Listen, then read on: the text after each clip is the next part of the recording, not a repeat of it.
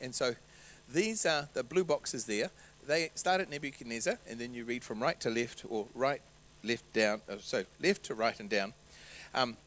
And they are the kings up until the time that they are conquered by the Medes and Persians. Okay? So Nebuchadnezzar II, he was probably the most successful, powerful king in his whole reign. And the next level down, Amel-Marduk, Nigerielissar, I'm not going to even pronounce him, and Nabonidus, they're all relatives, right?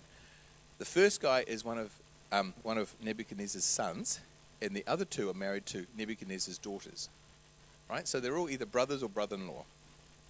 And when Nebuchadnezzar passes, they're fighting. So the first guy gets it. Now, he wasn't the eldest son of Nebuchadnezzar, so nobody really knows why he ended up getting the kingdom. But he becomes king.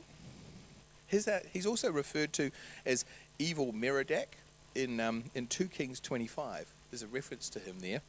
He actually releases King Jehoiakim from prison and lets him sit at his table and eats with him. He only reigns for 8 years. He promptly gets killed by the next guy. I've called him En. He married one of the daughters of Nebuchadnezzar. He only reigned for 4 years.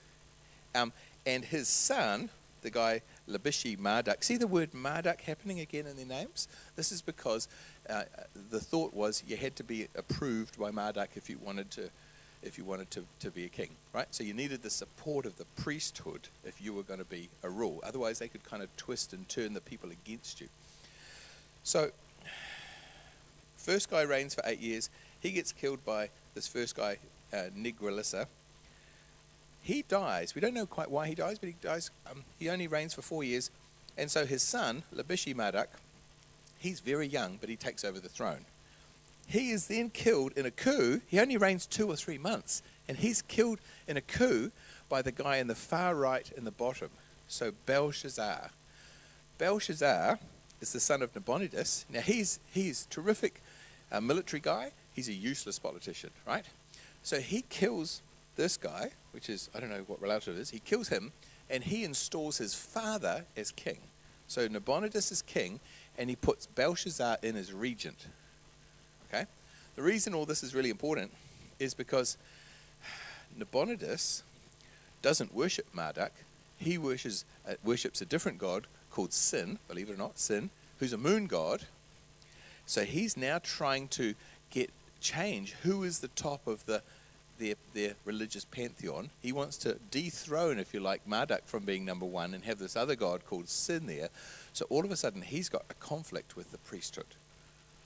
Okay? And there was some suggestion that maybe you're not a real king because, you don't like Marduk. Anyway, he often disappears from his realm, and at one point he was away for 10 years, and he puts his son, Belshazzar, as regent, ruling in his place. So by the time you get to the Medes and Persians attacking, Belshazzar is ruling as regent in place of his king, of his father who's absent, right? And so all of this is kind of happening in the background. This is the twisty, nasty politics inside Babylon at the time of the fall of Babylon.